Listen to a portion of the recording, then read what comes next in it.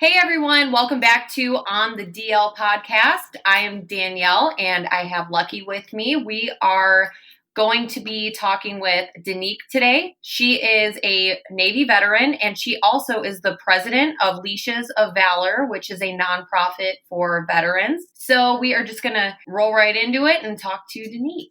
Hey everyone. Hey ladies. Thanks for having me on. I'm really excited to be joining your awesome podcast. And I really love the mission of what you're accomplishing and the stories you're getting out there, as well as resources. So I'm really honored to be here.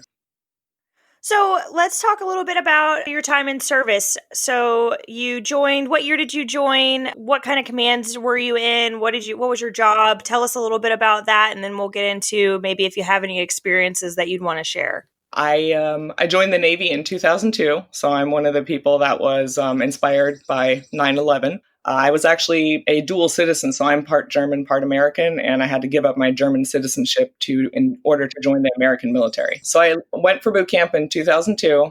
My first command ended up being Charleston, South Carolina. We had the nuke school there. For any of you Navy people know exactly what that's all about. And so I spent the first 3 years there. That was the worst command of my life. Almost broke me. And from there, I left and went to NCIS school, Protective Services School out of Fort Leonard Wood, Missouri. Had another run-in on these topics there too. Ended up not finishing that school because of what happened on the gun range. Hurricane Katrina hit, so my orders also got changed. So I ended up not going to Italy, even though my furniture went to Italy. And I ended up getting orders to the John F. Kennedy out of Naval Station Mayport, Florida.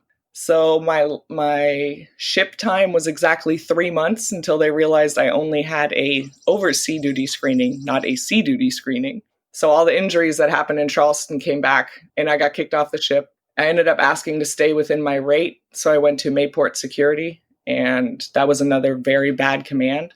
So there is what we say, I tapped out. Medical and I basically decided that I was not going to be able to sustain working in that kind of environment much longer. The chief that was primarily in charge of my medical team basically said, I don't think you're going to make it if I don't basically fail you on this med board. So I got med boarded out of the military in 2007. What was your med board process like? For lack of a better word, was it relatively painless? I mean, anybody's on med board. I'm assuming everybody still gets treated like shit. Like all of a sudden you're not useful anymore. I think mainly we just don't allow people to recover enough. So I chose poorly trying to stay in my rate. For me, I did not go to a command that was solely there for me to hand out basketballs at MWR and go to my medical appointments. I wanted to be a master at arms so bad that I said, I want to stay within my job no matter what it takes. But I ended up having a civilian security officer that was not a big fan of people who are limb due. So I greatly suffered, and a lot of my chain of command greatly suffered. I had a master chief that ended up terminating shore duty and going back to sea for his last tour to get away from that man. I had other chiefs retire early. So it's a very close-knit group of people from that command that survived that guy together. So I've seen men suffer under, what you call bureaucratic harassment or whatever. I mean, I've seen literally master chiefs of 26 years in the Navy be completely emasculated by a civilian man. The military had no pull in our own security department in the military base, which obviously sets you up for a lot of failure depending on what else is going on. You did mention that your first command was your kind of your most trying command. Can you explain a little bit? I would say the collection of MST, let's just call it that, because it's not even a singular incident, definitely all happened in Charleston. It was compounded over 3 years. And I was a master at arms, which means I was a police officer for those who aren't in the Navy. It's military police. And it was the entire senior leadership. So if you were an E6, E7 and above, they were all involved. Junior lieutenants, everybody was involved. So it didn't allow for any reporting from any aspect. It also made it that kind of environment where it just fostered other people to start acting like that too. So it's basically just a huge toxic pool of deviant behavior, illegal behavior. I've seen women that had to carry to term children that were caused by rape. I was stationed with women who were forced to basically vacuum and sweep under the security officer's desk while he's sitting at his desk. I've seen women that were forced to breastfeed in his office. It was absolutely insane. And it was all able to happen because this is from 2002 to 2005. So realistically, America and the the entire military, obviously we had a bigger picture in front of us, which was the invasion in Iraq. And we had much bigger things happening. So when anybody did try to go report, and many people did, to medical, to the senior leadership on base, so the command master chief, a lot of people were sent on IA, so individual augmentee duty. So they're basically sent on deployment if they made waves. People were denied medical treatment. It was absolutely atrocious. So for me, I was one of the people that happened to. I don't think we need to necessarily rehash all the little single things, but it's a hostile environment that allows for ugly things to happen. And Charleston really hit every wicket you could try and achieve.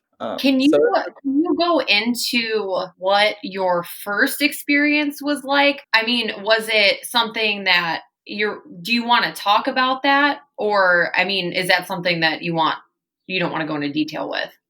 I mean, so one incident is, just what I'm going to call a simple assault, and I'm not downplaying anything. An assault in the barracks, and you report it to your leadership, and then they say, well, that person who did that has a vital job because, they're in ordnance, and we just started a war somewhere.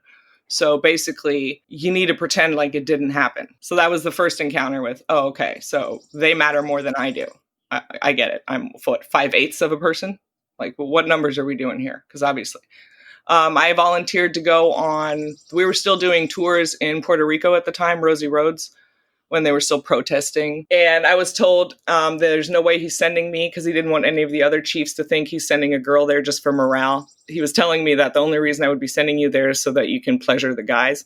The biggest thing for me was I was told I would never get K-9 if I didn't do certain things. So it became a huge lever of control over any additional schooling or education I wanted. I mean, they control your promotion, they control everything. So the interview where you tell somebody everything, every career goal you have, was basically a checklist on ways to manipulate and get to me, is what it turned into. So I was pregnant at the time, and basically the training LPO and the senior chief at the time took me to an abortion clinic and made sure that no pregnant bitches existed in their department. So I don't know what abortion clinic usually allows an LPO to just sign somebody in and then sign them back out. But in a government vehicle, took me down there, didn't even get to call my husband who was on deployment. Was this facility attached to the military? Was it like a private facility? No, this is a clinic out in town. So essentially, what you're saying is the issue was so systemic, right? Like the culture was so systemic throughout your chain of command that you essentially had nobody that you could talk to. Was there anybody that you could talk to? Did you have friends that you kind of let in on your story or, can kind of confide in when you were there? Or were you just kind of in your own little bubble with all of this? Some of it kind of was job-specific issues that isolated because we're on shift work. So I worked second shift a lot, which was 2 in the afternoon until 10 o'clock at night. So that restricts you from seeing people that work normal jobs. So you basically only know the people that are on your shift. And then depending on what kind of systemic stuff's going on, there's a lot of alienating. Like if you're friends with that person, you start getting punished, you get shitty patrol jobs. Basically, they make you so toxic that they force to isolate you. So it's just super interesting because I feel like I'm trying to understand different areas of the military, I guess, because the first person that we had on our podcast, she was part of an air squadron. I don't understand really the hierarchy there. I don't either. Yeah. So for me to talk to an MA about shift work and stuff, it's completely different from how I look at it. How many women were with you at your command and how many people were at that command? I don't even know. So the interesting thing, and many of the people have been in trauma for a while, you'll notice people can actually get repressive memory. I have a lot of it. I have a very hard time remembering a lot of details about when I was stationed in Charleston. I basically blocked it all out. I can barely read rank on a uniform.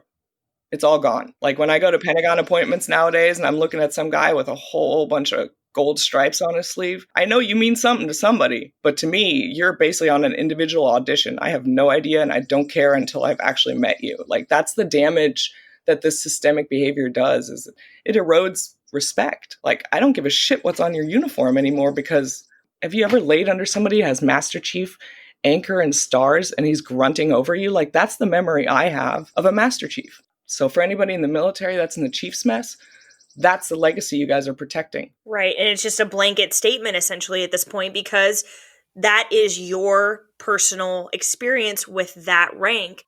It sounds like it's something that was not just a one-time occurrence. It was something that you dealt with for you to feel this way, that when every time you look at, did you have any good mentors that were in the Chiefs mess that maybe, like, with your time in the Navy, that you can kind of relate to better experiences? So that Master Chief I'm referring to was at my first command, and I was basically his pet, is what we're going to call it, for years. So this went on for a long time. I had an amazing senior chief on my ship, old salty motherfucker, and I'll say his name, Senior Chief Massey. He was equal opportunity asshole, and I appreciated that so much. Like, he yelled at me for parking in Chiefs parking, and I deserved it. But nobody else would ever fuck with any of his people either. You know what I mean? Like, you do not touch any of the MAs that are part of his team. But that was the command you want. Like, yeah, hold me accountable when I fuck up. But when something's wrong, I know that old crotchety fuck had my back. Right, you're protected. Like, that's solid leadership, That's all we want, is equal opportunity asshole. Don't make it different. I'm going to take it there. Would you consider your first command almost, the way I'm interpreting this, it almost sounds like a fucking human trafficking kind of situation. It sounds like you're just you're there for whatever the higher ranking people need. It's definitely, you're not wrong. Oh my God. New person came into the chain of command. Some people were read in as other people's graduated out and transferred. It's absolutely true. Is this something that has ever been reported, or is this just like a dirty little secret of the military that is within Charleston? Or is this something that has been reported and just nothing has been done?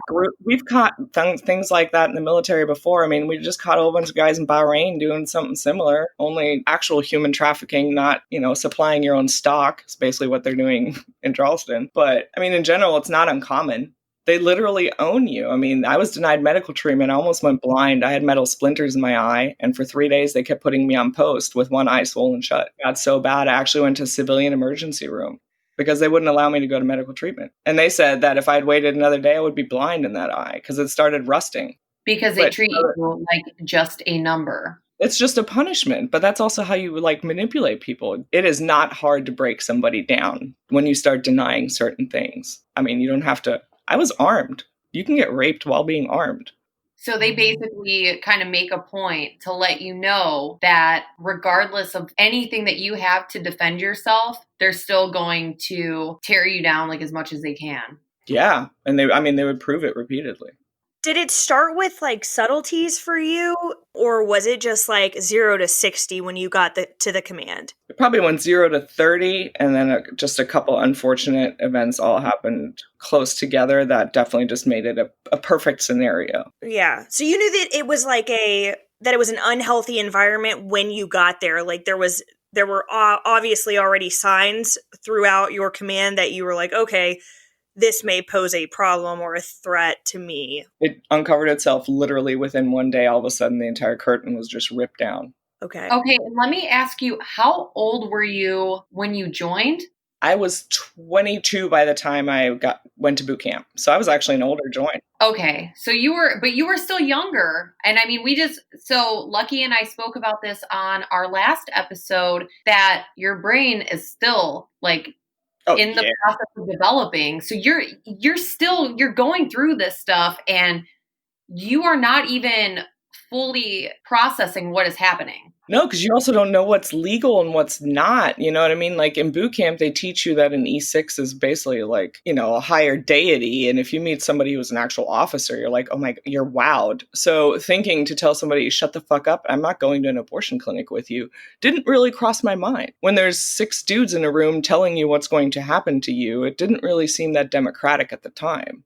So you're kind of just exposed to this entire hierarchy that you've been completely browbeaten into believing. And then it's hold on, let me look at the reg real quick, wasn't really an option. I was going to say, I know from personal experience, when I talk to anybody who has never been in the military, and they kind of ask me just what kind of bad experiences I've had or whatever. And when I start telling them, I never go into full detail, but when I start telling them, they're like, why didn't you just leave? And I don't think people understand, you can't just leave.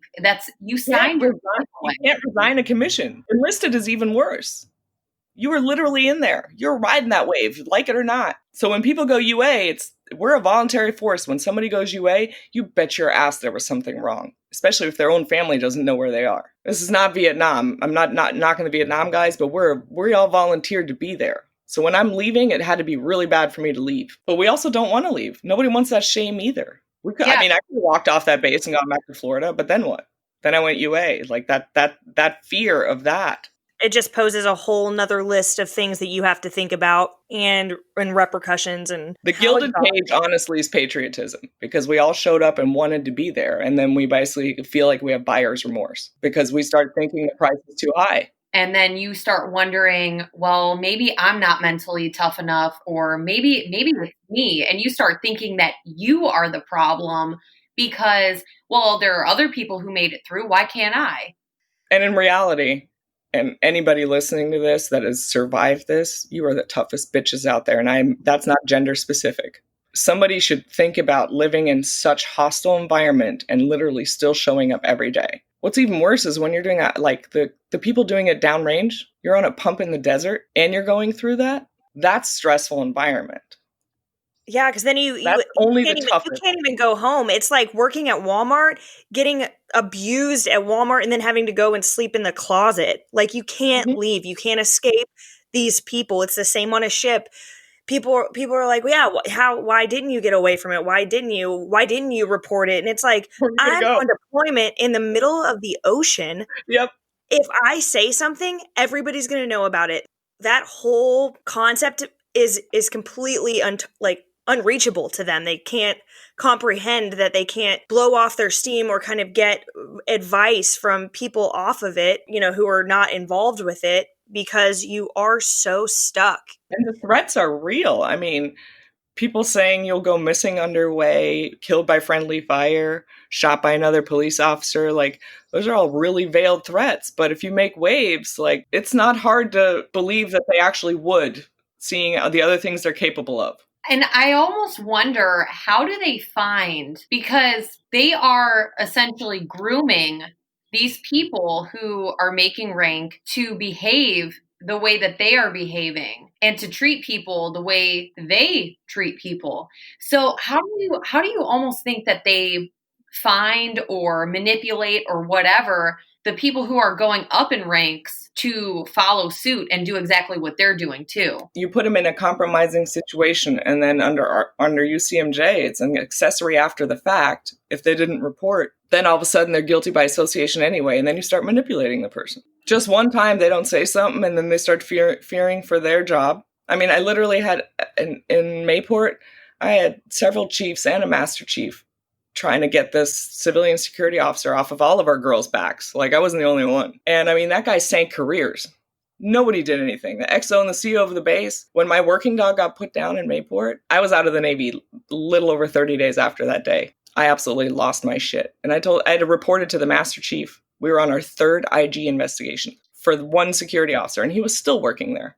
And I told them, because the press was coming for the working dog retirement, I told them, if that motherfucker's at the retirement, you bet your fucking ass I'm going to make a goddamn scene. Wait, so they put your working dog down? My working dog had to be put down for medical reasons. But my security officer, because I worked for him, tried to mark me UA that day and tried to bring me up on, imaginary charges, because that's what they like doing. So I was marked UA while I was at the base veterinary clinic with the entire canine of the entire southeastern United States, putting a working dog down. So I lost my shit on him and told the entire leadership that for the memorial, he better not be there or it would be a scandal. Did he show up? Escorted by the CO standing in the back corner. And the picture, I have a picture of the funeral where I'm holding the triangular flag. And the CMC is next to me and the XO is behind me. So I'm being boxed in to be chaperoned as well. So I was definitely supervised. Because I had my walking papers at that point. Like, everything. It was on. I had nothing left. What do you mean by walking papers? What does that mean?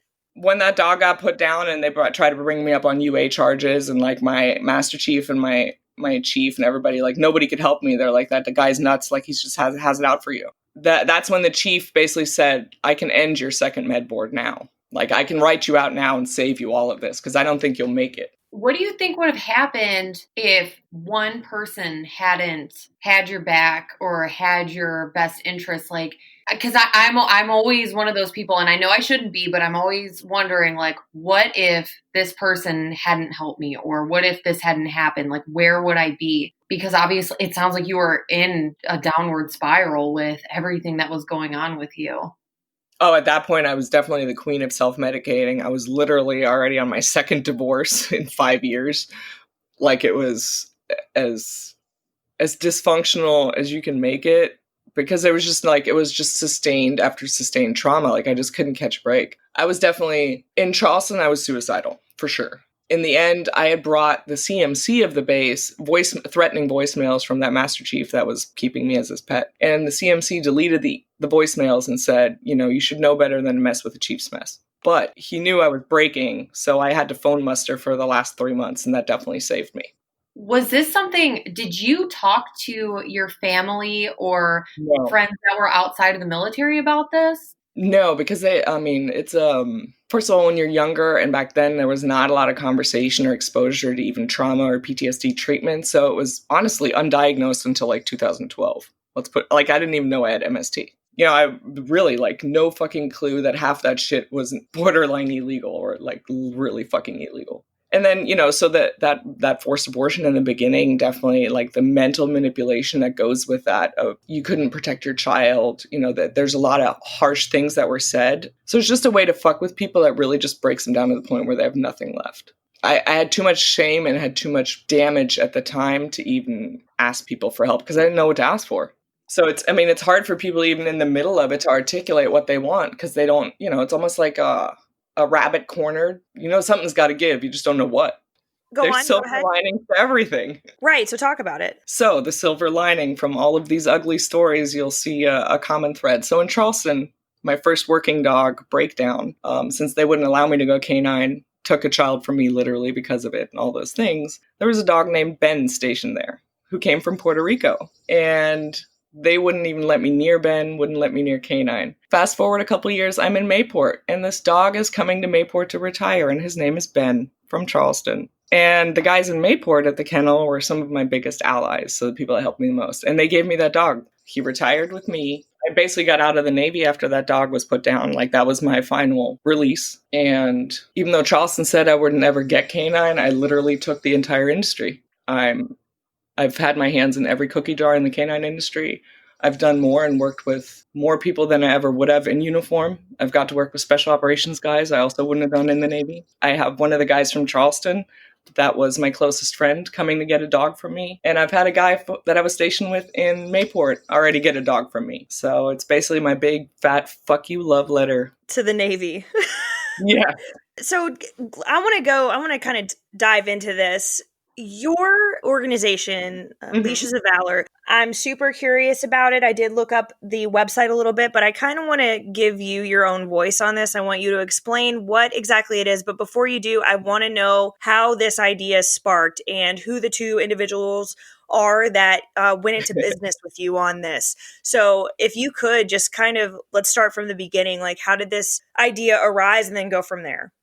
Go back to Mayport. One of my best friends was Steve. He was a canine guy who got me that dog. Then I get out of the Navy. I have a midlife crisis. I go to hair school. Let's just say for my personality and my trauma and all my physical injuries, that is the worst job in the world.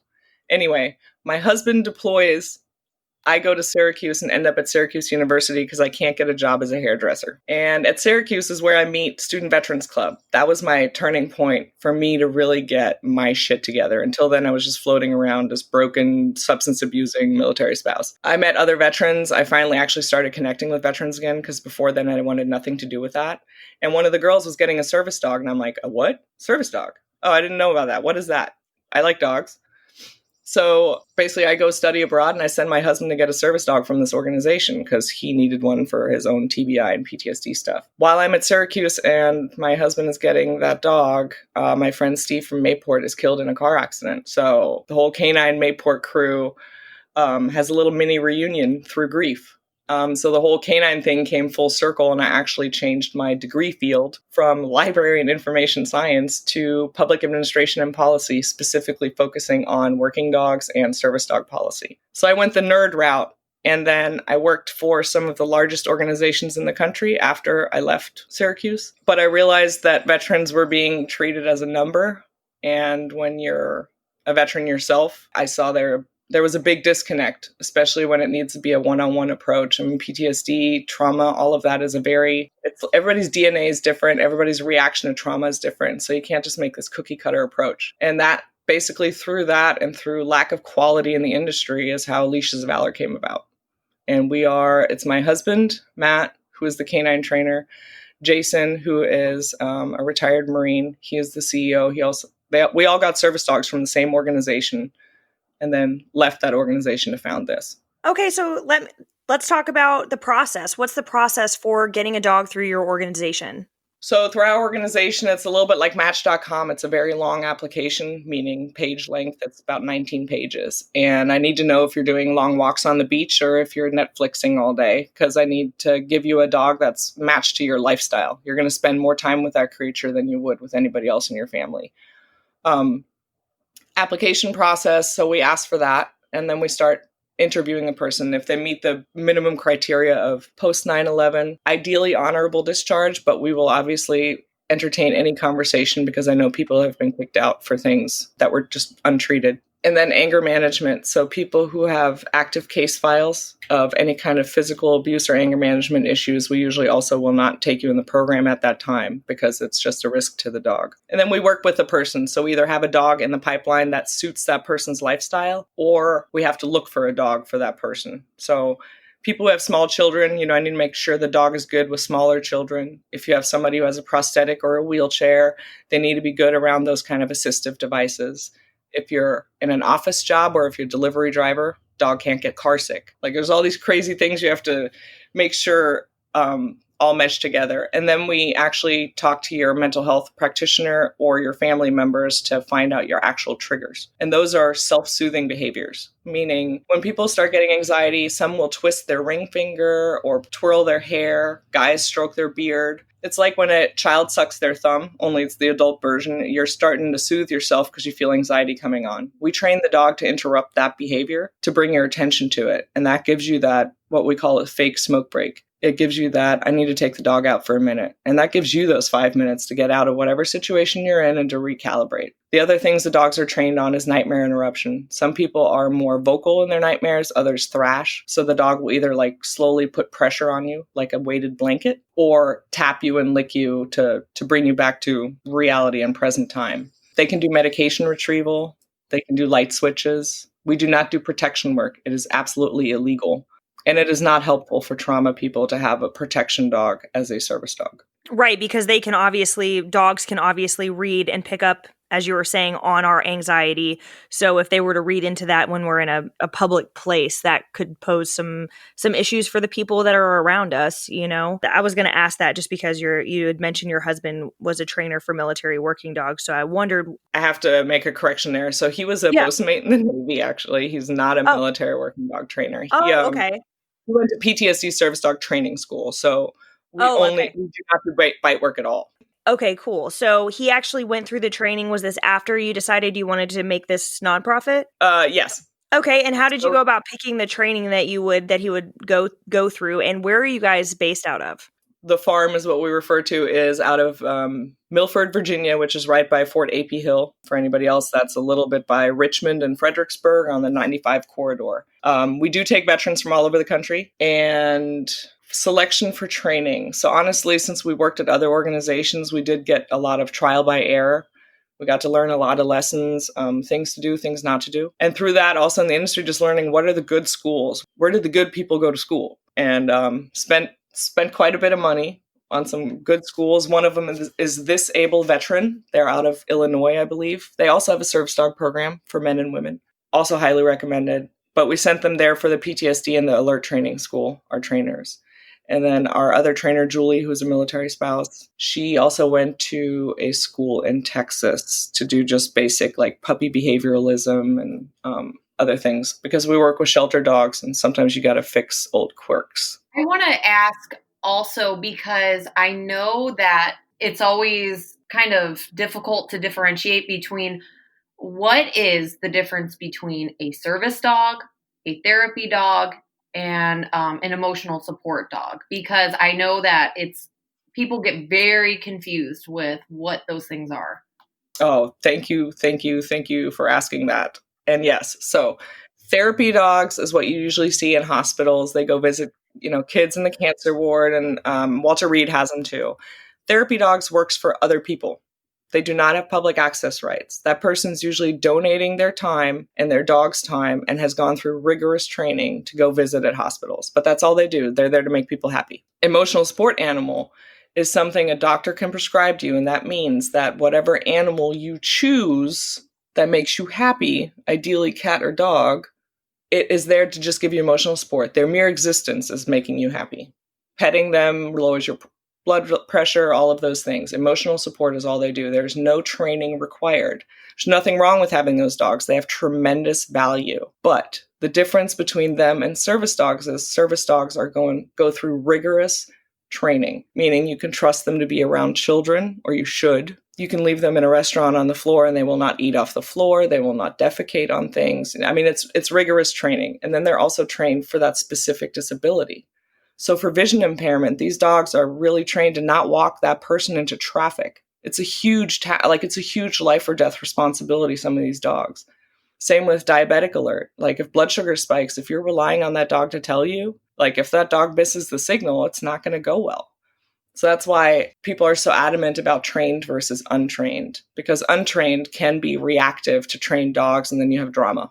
That's basically it in a nutshell. Like no other fight really exists. That's what it boils down to, that public access rights are only for service dogs for the reason that they have specific training. Emotional support dogs are what they are because they're not required to have any kind of training. Their existence is what does the job. And then correct me if I'm wrong, but it's just dogs and horses that can be service animals, correct? Yes, miniature horses. And I think they removed it again. I'm not sure. But their longevity is basically why miniature horses are used for some things, because they live 20 years, some of them. When you spend that much money, and I mean, some of these service dogs are $25,000 to $70,000, and Wow. Their lifespan is 8 years. Like that's a lot of money. So if you're vision impaired, for example, or need a severe mobility dog, like Great Danes also don't have a long lifespan, you're better off with a miniature horse if you can do it. So how do you go about selecting your dogs? Do you have access to different facilities that give you your dogs? Do you have kind of the pick of what you want? How does that work? Where do you find them? So we have one breeder in Texas that donates us a lot of dogs. He is a retired Army tanker. He does Hero Labradors. They donate to several organizations, actually, so not just us. And that's just your basic white lab puppy, vanilla, generic dog. They're fantastic temperament. And they have really good health. So hips and eyes and all those things. And that's what we look for. We don't pay for dogs. Like that's the one thing we're adamant about.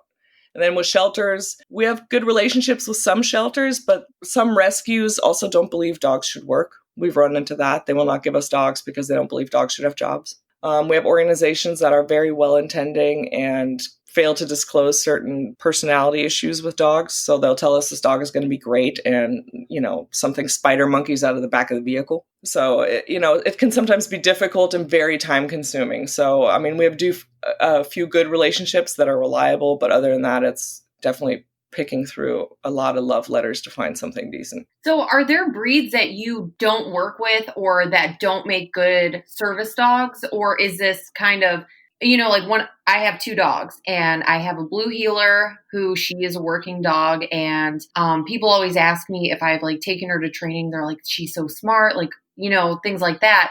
And then I have a rescue who he is mixed with American Staffordshire Terrier. And people are like, don't bring him around kids. He's probably terrible. So I'm just wondering, is that just, people discriminate against my dogs? Or is this is there anything that's true with these allegations? So there's definitely something we said for the nature and instinct of dogs, but it's absolutely the handler's responsibility. So pit bulls are only dangerous because somebody mismanaged the dog. So each dog deserves an individual audition or is the responsibility of that handler.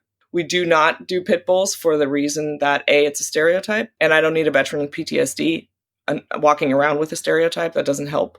The other thing, housing. So if people are in rentals or subdivisions, they get a lot of other problems. Even though it's a service dog, there's an additional burden of proof, and I just don't want people to have to put their crap out there. So I'm just not going to give them a dog that's going to cause additional paperwork. Other than that, we go with breeds that are a certain size, obviously. So about 25 inches shoulder height when they're fully grown, if they can help with mobility. Toy breeds, not ideal because, well, there's a lot of prejudice there too. Hunting breeds sometimes are too neurotic, but honestly, it's really the individual dog if they're food motivated for us and how their temperament is. So if they're not reactive or too resource guarding and they just have a happy disposition and happy to do pretty much anything for a snack, then that's a dog we can work with. Cool. This is all so interesting. So I have a Dalmatian, and I know the stereotype kind of surrounding that breed. And I mean, anybody who meets my dog, they make it a point to kind of bring up that conversation. Like every Dalmatian I've ever met is, has been neurotic or has been temperamental or not good with kids. And I totally understand, like as an organization, like having to pick a specific breed, not because of what you think of the dog, but because what anybody who comes into contact with that dog will think of that dog that could potentially raise the anxiety of the person with that dog, and which causes a whole other kind of list of issues. So I totally understand that. What about if a person has a dog already and it's a puppy or something, and they're like, yeah, I looked up your website. I, just picked, a lab out of a litter from this, organization. I'm paying for it. Is there any way that you could do an interview, I guess, with that dog and see if there's the potential that this dog could be a service dog for me? Is there an age that you say is the cutoff for being trained for this? I mean, so we don't take owner dogs for the simple reason that you would have to have this following conversation with them. Not all kids go to college. Meaning, Right. Not all dogs, even though they're super cute and you think your baby is the smartest baby in the stall, doesn't mean they're necessarily cut out for service dog work. Doesn't mean they provide an amazing service to you at home, but if they can't handle sliding glass doors, for example, some dogs pancake on shiny floors. Like it could be little things like that. So if you're going to start with a young dog, you have to get them exposure at a young age to all kinds of things. Really, if you want to look at how they train special operations dog, basically mimic that. You want the dog exposed to everything so that when you actually need that dog, they don't freeze or freak out. So that's really what we look for in dogs. When it comes to age, it's really just an investment. So if you're spending a lot of money on getting a dog trained, don't train an 8-year-old dog. We try not to really put a lot of big expectations on actual training and task training until they're about 8 months. Anything before then is like, trying to teach an infant the alphabet. Their attention span's not there and they just can't absorb everything. So that's why young dogs, you're just kind of feeding this thing and you can't do anything with it except for like take it to, I don't know, the park or something every once in a while until they're about 8 months old.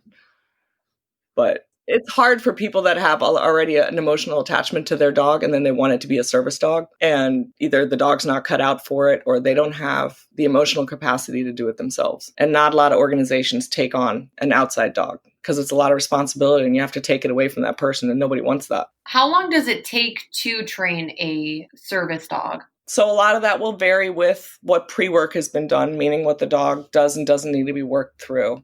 So we've taken a couple of washout dogs from other organizations. Basically, they were fostered and they said the dog was dog reactive, meaning constantly barks, lunges toward other dogs. Not necessarily aggressively, but they couldn't get it under control. We were able to turn a dog around in 3 months after that. We got the dog and then we graduated it 3 months later working through those problems. But a lot of pre-work had been done. Dogs I take from puppy, I try not to graduate until 16 to 18 months just because I want to get through their toddler behavior before I graduate them because they can still be a pain in the ass. So are these dogs only having contact with the trainers for that amount of time and they aren't around the person who will ultimately, be having this dog as their service animal? Or are they around them and getting, comfortable and acquainted and all of that? So the vet doesn't know what dog they're getting until the day they get the dog. They don't get to choose the name or the dog. We choose all of that. I'm on my 3rd marriage. So let's just say we're not always the best at picking our own partners. So We reserve the right to pair you with the dog we find most appropriate for you. We do have guys that are applicants that are currently in our foster program. They are not fostering their own dog and they know that, but they are getting familiar and getting their family familiar with the lifestyle, basically. And also seeing if it's for them. But the dogs are fostered and rotated probably every 8 weeks, 12 weeks, I think. Honestly, I should probably ask my trainer that.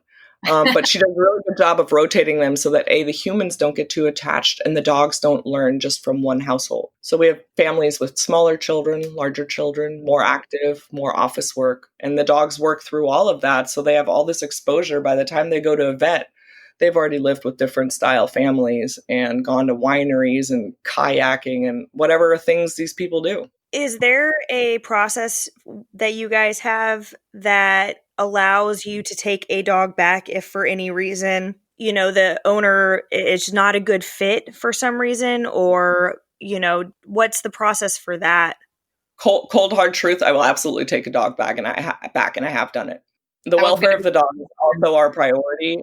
Humans definitely can make conscious choices, and some of them make shitty choices. At this organization, at Leashes of Valor, we've only taken back one dog, and it was basically that person just was not ready to have the identity of a veteran with a disability. Like, he struggled going out in public with that dog and acknowledging, because that dog next to you makes it visible to other people that there's something wrong. You are not invincible anymore. People can see there's a dog, meaning it's like a prosthetic for the brain. One way or the other, they know something's up. So if you're not comfortable with what is wrong with you, one way or the other, it makes it very hard. And that's what he struggled with. He just wasn't like, he looked like a whole person. There was no physical, visible injuries.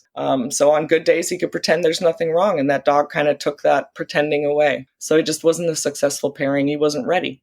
Okay. And then the other question is, do you have any sort of continuing education? Because I know, so I worked a lot in the veterinary field when I got out. It was one of the jobs that I selected, like how you said you went to hair school. I had a couple different weird things that I did. One was massage therapy. The next thing was vet tech. So I worked at a hospital that was joined with a doggy daycare and doggy training thing. So what they would do is there's a stay and train program where you pay for, us to take on this dog for 4 weeks. And then after that, they have this kind of continuing education, because it's not so much keeping the dog trained as it is keeping the owner trained and understanding what the needs of the dog are in order to keep that dog on track. So do you have like those types of things? Do you have like seminars where people can log into like a webinar and be able to kind of keep up to date on what they should be doing with the dog that they have to make sure that it's working its best?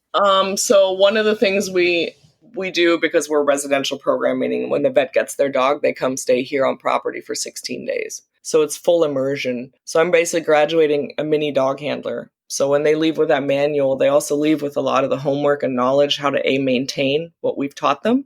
But then they also have basically lifetime access to us. So Justin, who's one of our graduates from Montana, actually has flown back out here to come speak at an event, but then extended a couple days just to get some refresher training. And we'll bring the guys, and currently it's mainly guys, we'll bring them back for whatever they need. So phone consult, video, want to come to the farm, do you need to come for a whole nother week? Like, absolutely. That's why we started our own, is so that we could make sure, like, we had suicides among our friends. So this is a really personal journey for us, to not allow people to fall through the cracks. So we don't do quantity, we do quality, meaning when you leave here with a dog, first of all, the dog is bomb proof. But also you're leaving with an entire network of resources. So we're not going to leave you hanging when you leave this farm. Very cool. Well, I just want to say thank you so much for coming on and talking about this. I learned a lot. Super excited for you and for your organization. How long has it been? Founded Leashes of Valor in 2017. And you're just going full strong. Everything's going great. You're getting the funding that you need. Yeah, I mean, I should almost not be bragging, but considering the Rona, we're actually doing really, really good. How can anybody who wants to donate or contribute to Leashes of Valor, how can they make donations? Where do they go? Can we include a link on our Instagram and put you guys out there? Yes, absolutely. So you can find us at leashesofvalor.org online. And you can contact us there. You can make donations there. You can shop in the online shop.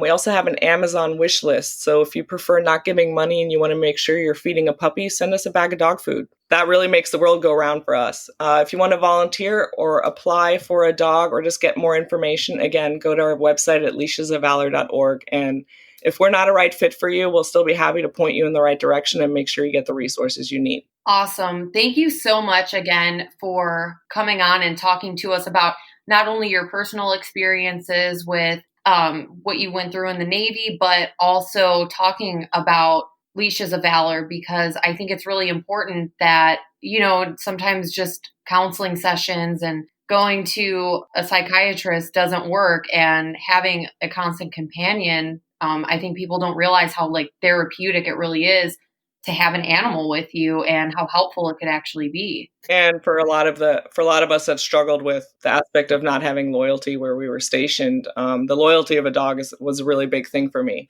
just a constant. So there's a lot to be said for any kind of resource you use, and it doesn't always have to be medication or therapy, but definitely don't go it alone. That's the biggest advice I would give people, is don't do it alone.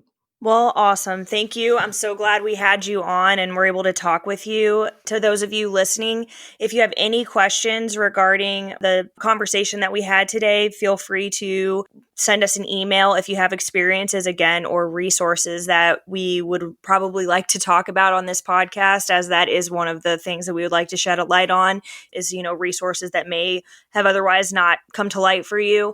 Then definitely just shoot us an email at otdlpodcast@gmail.com. We'd love to hear your feedback and keep this thing rolling. So thanks again for listening in, and we will see you next time.